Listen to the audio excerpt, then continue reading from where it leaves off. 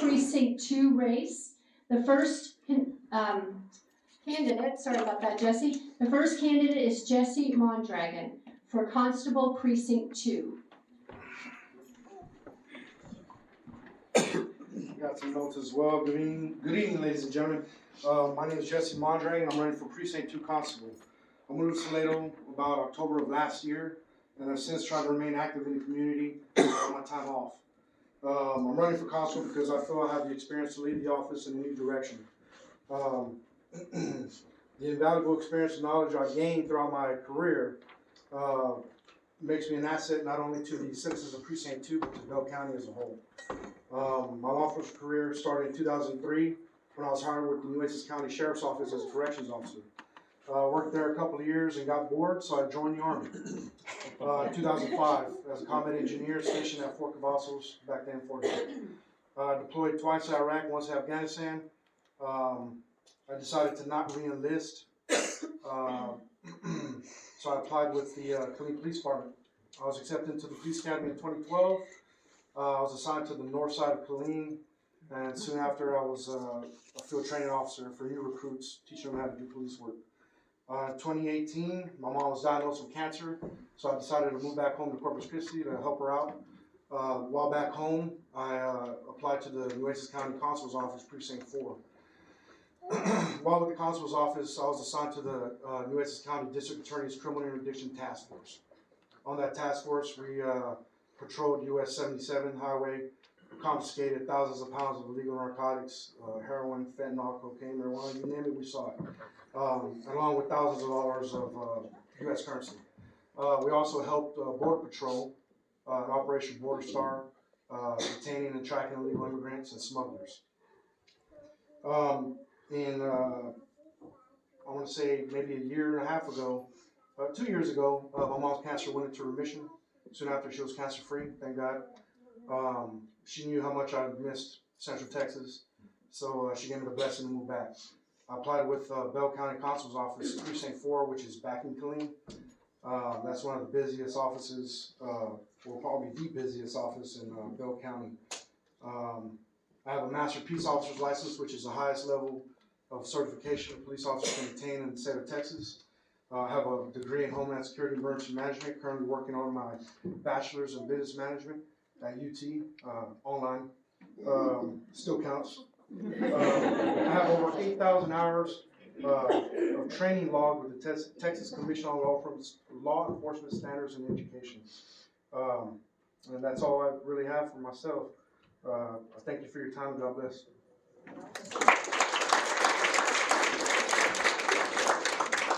Okay, thank you, Jesse. Next is Chris Bazar, Constable, Precinct 2. Thank you, everyone. I have to make an adjustment.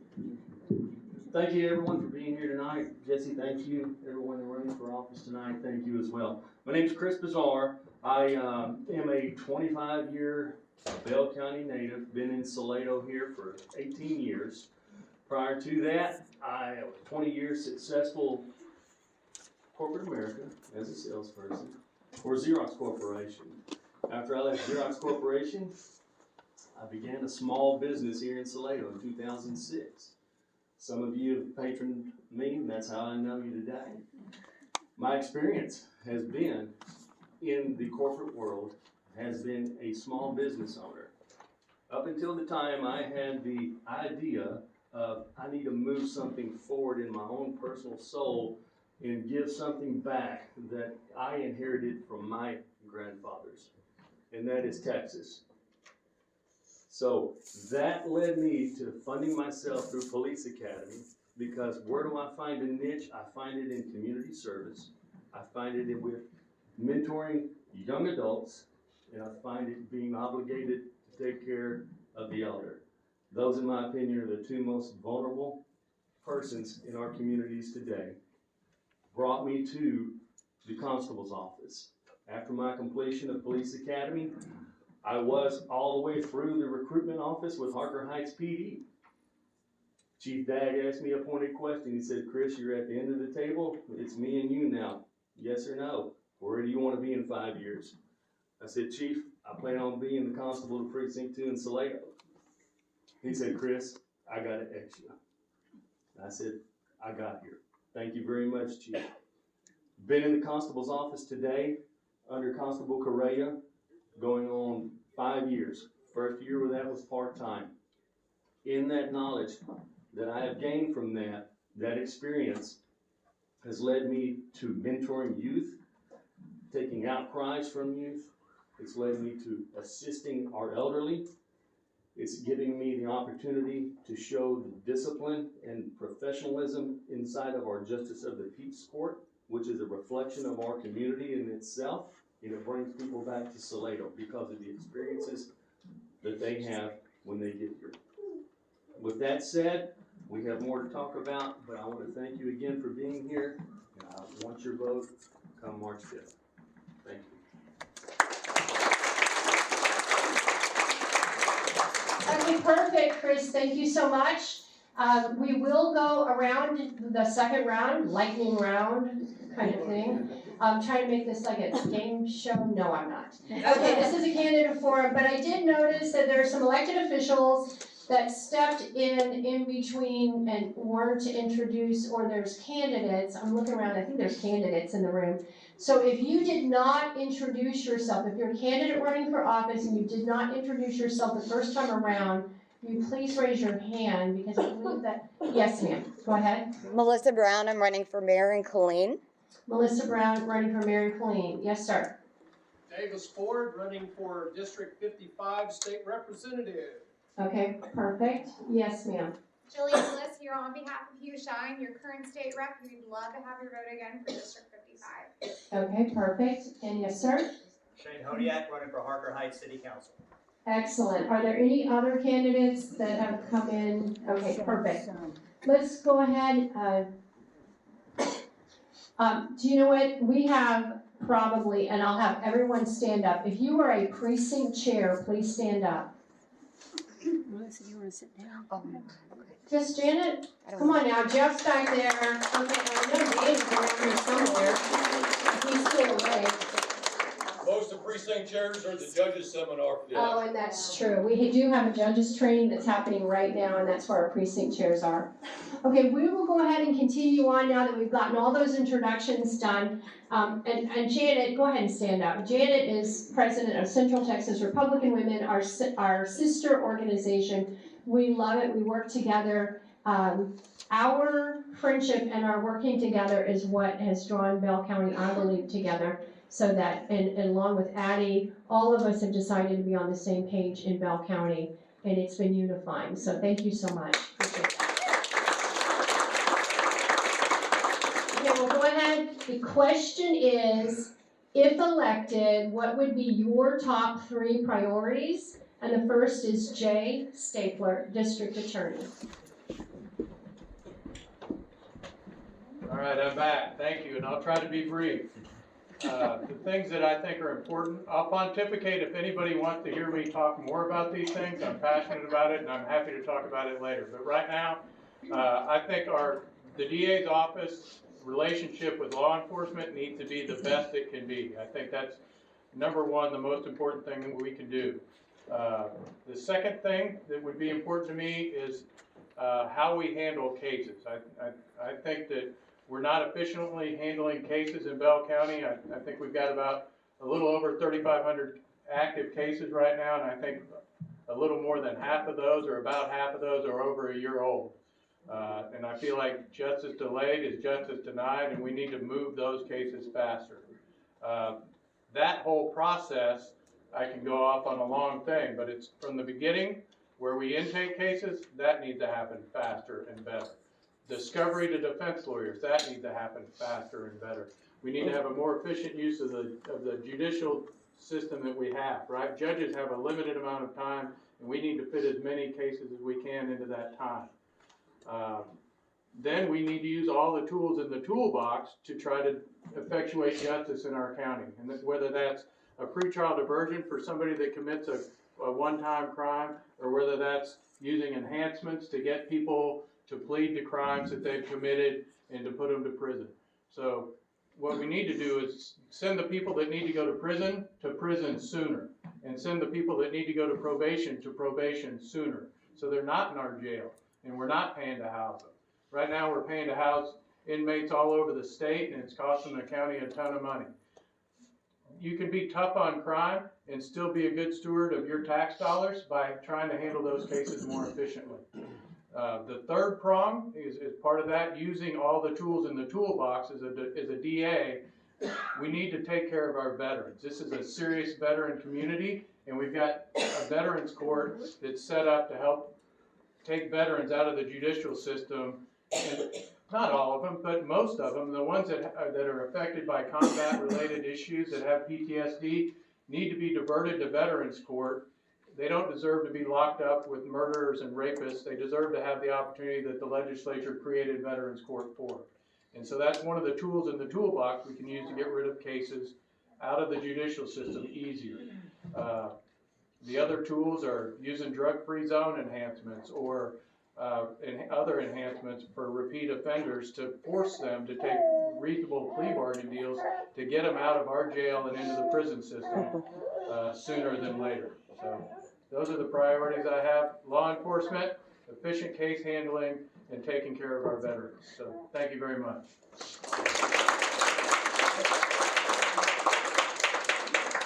Okay, thank you, Jay, that was awesome. So Jeff Parker, District Attorney. All right, top 3 priorities. Priority number 1, direct filing of cases. That starts day 1. Bell County is one of only 2 counties in Texas that doesn't do direct filing. Let me explain how that works. When law enforcement has enough evidence to arrest somebody, charge them with a crime, they have to go to our district attorney's office and get permission to file that case. It has to be screened.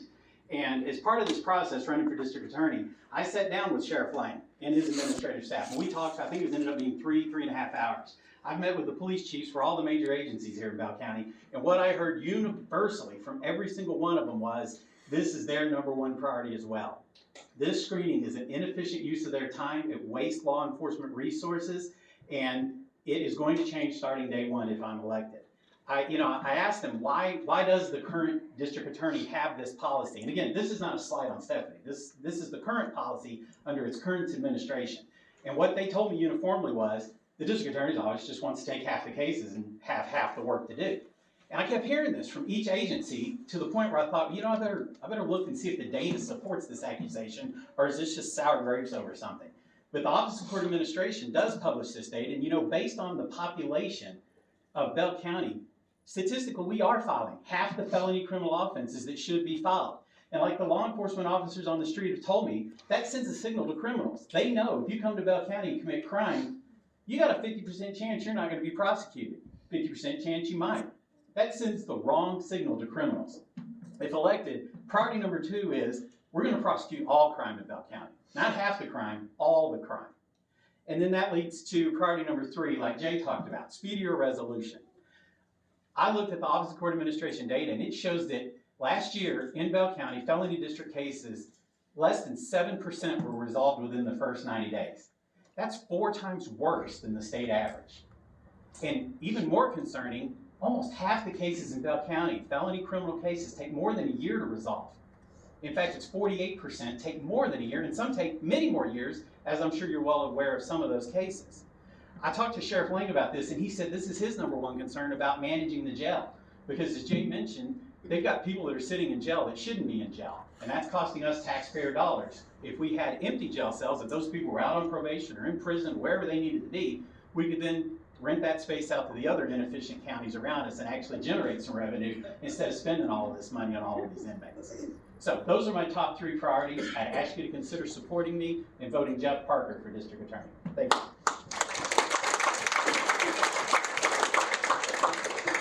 Okay, Jeff, thank you very much. I appreciate that. Stephanie Newell, District Attorney.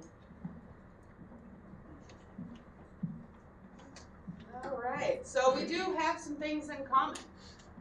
Changing our intake system. I can tell you that we are a screening county, and I can tell you the consequences to you as taxpayers if we get away from that system. The numbers don't support the statistics. We are looking at and screening 300 on average felonies a month, and that's between 13 trial attorneys. Those are attorneys that were able to dispose of 6 capital murders and 22 murders last year. The same attorneys, looking at 300 cases a month, were filing 2/3 of those. The impact of that, which is my second prong, which is being fiscally responsible, because the impact on that on our county is citizens go to jail and then they get court-appointed attorneys. It's going to cost us so much more to house those inmates. There will be 100 more cases a month on average. That's 1,200 a year. Additional defendants, additional cases, court-appointed attorneys. Cases that may likely be disposed of at the grand jury. So I do have plans. It's not going to be the same office, but it brings me to my third prong, which is maintaining the integrity of the office. For those in this room who have known me, who have seen me work, they know my integrity. They know that I strive to do the right thing, that I come from an office that strives to do justice. And that's exactly what I want to do. I won't make campaign promises that are going to negatively impact this county. I also have had the opportunity to supervise these attorneys. I've worked with Commissioner's Court. I have done budget items. I've submitted a budget the year that Henry was hospitalized with COVID. So I want to maintain the integrity and also be fiscally responsible as we move forward with a district attorney's office. So there will be changes, but I understand the impact of change and how that's going to have real world effects on victims, the impact that could have on your neighbors, your friends, and those victims of crime here in the state. I will tell you that the relationships I've built with law enforcement are very important to me. In fact, just today I met with Temple Police Association. Please check their website, Temple Police Association Facebook page. They are going to release a statement that they have not endorsed Jay Stabler. That was today's conversation. So I stand up here with integrity and I tell you this. And I stand up here with the endorsement of a proven, strong leader, Henry Garza. I've also received the endorsement of Bill Torrey, Milam County's district attorney. So men who have been elected to that position know that I can maintain and do a good job for your county.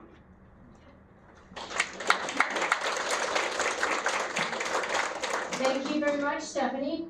So we'll go on to the sheriff's race. Frank Hernandez, running for sheriff. Well, first of all, I kind of feel like I might have cheated y'all out of some of my credentials that I have. And feel free to take one of my cards out there on the desk. It's got all my credentials on the back to let you know where I've been and what I've done. Some of my top three priorities, are like I mentioned earlier. A couple of them kind of blend into each other. One was the population control. Folks, we're on a rise with population growing in this county. The influx of people coming into this county from all over the U.S. We see it from our borders from the western side, the southern side. My son, who's a game warden over in Lancaster County, has to go down once a month to monitor the border control. And he says, Dad, it's bad. It's bad. They're coming over. Now, I'm not saying we don't want them not to come over, okay? But with population growth, we have to have security. So that kind of ties into my second round, which is the addition of deputies. We need more deputies out there serving these people. When the county grows, we have everything else that grows with it. Crime, everything that happens to crimes in all aspects. And it keeps these guys back here busy in the courts. So we need to hire more deputies to get on the road to help serve that population control. So that kind of ties into my first one, population control. Deputy salaries. It's always, since I was there, and I've been away from the sheriff's office for about 14 years, worked there over 17 and a half years. Even when I was there, the deputy salaries was an issue. Now, that's something that we're going to have to continue to go back and work with the commissioner with. We all work hard in trying to achieve the same goal. But we have to have those deputy salaries to be competitive. We're losing good officers, good deputies, and with that we lose our families, and we lose them as a servicing leader in our community. So we need to ensure that we keep those people here. They're wonderful. Why not? This is a great place, great county to live and raise your family. Okay? So with all that being said, the next one, and now we'll talk about, my final one is going to be the mental health crisis. Folks, that is a rising thing too, just as well as the population. It is getting really bad out there, and this is something that we need to continue to educate our deputies with and give them that training, because it is exhausting. When I have to sit on a patient for 12 hours a day, when I leave, I'm mentally and physically exhausted, sitting there with them. So it's something that we have to control and help control, educate our deputies. And then we can help, hopefully, with some of the cases that these people are being presented with in court. So, in the future, I just ask that you just continue to monitor that, watch it, read the papers, see what's going on in your community. And again, like I mentioned before, I'm Frank Hernandez, and I'm running for Bell County Sheriff, and I need your vote. Thank you. Okay, thank you so much, Frank. We'll go on to Bill Cook, running for sheriff. Ladies and gentlemen, I would be remiss if I didn't further talk about my 9-year-old daughter that I left. She ended up graduating from my alma mater with a master's of taxation and ultimately got her doctorate of accountingship. She's a current professor now at her local college, and thank goodness she took her number sense from her mother. I want to start by letting you all know that I am proud of all the Bell County Sheriff's Department's staff. They're a professional bunch, and if I'm elected Sheriff of Bell County, I'm looking forward to working with them on a daily basis with each and every one of them, and to share with them my goals, my ideas, and my expectations. Over the last 6 months, I have met with every law enforcement agency in Bell County. I have met with every fire department, every volunteer fire department in Bell County. That includes all the 4 local colleges with their police departments, and Fort Cavazos Police Department, the MPs. I can let you know we talked about their concerns, and the common word that I can share with you is we have to collaborate. We have to work together as a team. All the agencies here in Bell County work as a team to make sure that Bell County is a safe place for our Bell County citizens to live and to raise their families. And I encourage you all to reach out to all your local and law enforcement and any firefighter in the whole Bell County and just ask them who their choice is for the Bell County Sheriff's Office. I'm letting you know that I am a fiscal conservative, and I will let you know that I'm going to keep an eye on your tax dollar. We're talking about the jail. Did y'all know that the Bell County Sheriff's Department has a $52 million budget? $37 million goes to the jail, and approximately $15 million to the operations of the Sheriff's Office. We run a professional operations under my watch. I can promise you that I'm going to watch out for your tax dollar. When we're talking about jails, did you know we had 526 beds in downtown, the central jail?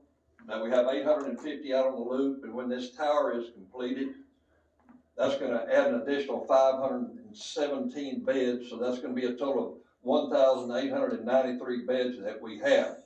We're talking about prisoners being shipped off to other counties. Technically, the Bell County, is my understanding, we have 8. Okay, thank you very much. I will be glad to expound on all of this if you like. I should have talked about my daughter. Thank you. Okay, thank you, Judge Cook. He was the one that I had money on, maybe going over right now. So let you know that right now. So our next candidate is Fred Harris, running for sheriff. I'm going to try not to go over, and thanks to my good friends, these attorneys, I swear they read my platform. So that's part of what I don't have to go over is the jail and the way cases are being taken to the DA's office and stuff like that. But there is an issue with the jail. It is overspending in the jail. You've all heard that story, so I'm going to segue into my next priority if y'all don't mind. My next priority is sex trafficking. and border patrol, border control. Nobody's talking about sex trafficking, but it's happening right here in Bell County. Bell County goes unchecked. When you go to Austin and you see those black SUVs up on that hill, that's Williamson County. When you go to Waco and you see them black SUVs trolling around, that's McLennan County. You don't see any of that in Bell County. So when those guys come across that border, the cartel, and I start talking about gangs too, and somebody asked me one time, what in the world does the border have to do with Bell County? I'll tell you what it has to do with Bell County. The amount of drugs that's coming through that border is not staying on the border. The women and children who are being trafficked across the border are not staying on the border. They're coming here and elsewhere across the country.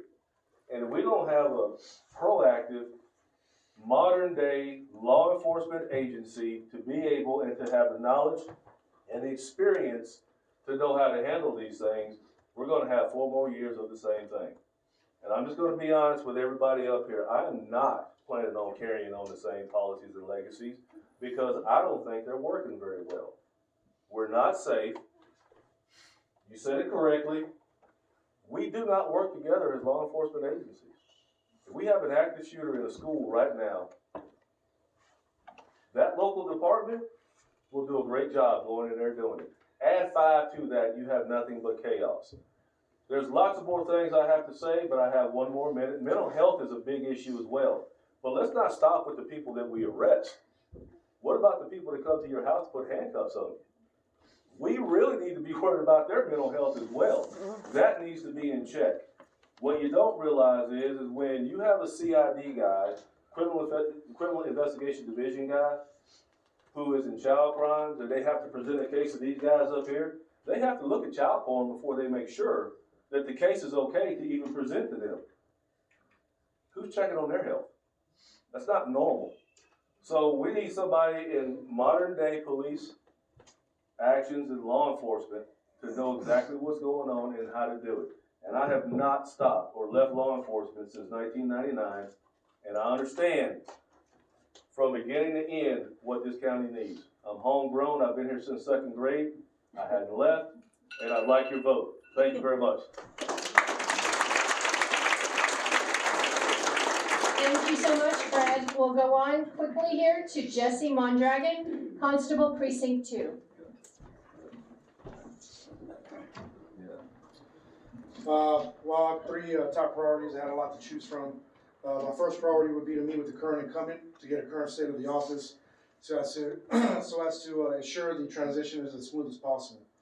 I'll perform an inventory of any equipment associated with the office, make sure we have what we need and is operating at acceptable standards. I would also conduct an inventory of any evidence in our possession to make sure we're within good standing with state or federal statutes. It's important to make sure your evidence is kept up with. I mean, that could ruin a case. You could lose a case if your evidence ain't kept up with properly. Secondly, I will meet with Judge Coleman to find out with what his expectations are in regards to my responsibilities for the constable's office.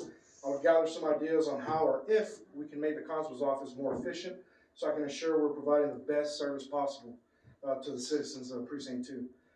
Lastly, after ensuring the courtside responsibilities of the constable's office are taken care of, I will meet with each of the respective department heads of the surrounding agencies consisting of Holland, Bartlett, Salado PD, Salado ISD PD, the Sheriff's Office, of course, and any local DPS who's working the area to see if there's any extra assistance that we can offer them as a constable's office.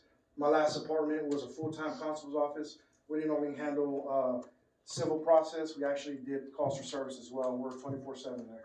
I know Precinct 2 is a lot smaller, but like everybody's saying, we're growing. Sooner or later, that office is going to need 3, 4, 5, 6 deputies. And I want to provide more service than just civil process. That's it. Thank you.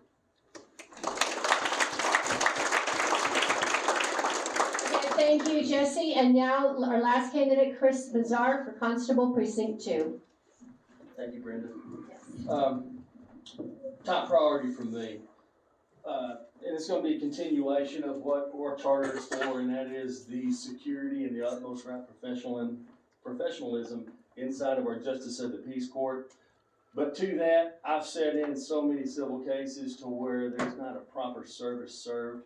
One of the ideas and one of the goals that I have, I would say being what we do, civil process, is doing an outreach to those attorneys, to those law firms that file cases inside of our Justice of the Peace Court Precinct 2 and have those documents served by us. We are truly, truly prideful in the rapid response and how we quickly get those documents served, because it is a definite reflection upon not only us as an office, but it's helping our constituents who are filing these in our local businesses, in our local community to get their needs met exponentially.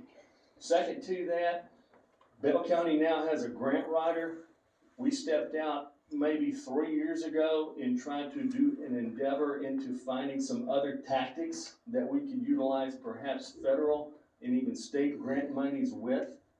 You get lost in that shuffle, folks, if you don't know how to write a grant. There's a lot of monies to obtain out there. I applaud our commissioners for hiring a grant writer for the county. We look at utilizing and wanting to maximize our efforts in our county and our precinct, that is, not outside of the sheriff's office, but to complement the sheriff's office and extending trafficking and license plate reads in our back ends of our large residential neighborhoods here in Salado. Perhaps Blackberry, Mill Creek, out on Amity, things that are outside of the village where they're not privy to this Main Street corridor to be able to find LPs, okay? Third to that, and some of these gentlemen have commented to that, and that is, yes, mental health. I'm not saying the constable's office, and if I am elected your constable, I'm gonna go out and track down mental health. I have been on those EOD cases where the sheriff's department deputies have done that. My goal is to not only further and continue what we're doing with our elderly, but someone's got to pick up the pieces for these families and build a structure for when their loved ones are EOD'd and taken into custody for mental health purposes. There is the limitation where I can know I immediately will feel the need. Again, thank you for being here tonight. I ask for your vote March 5th. God bless each of you.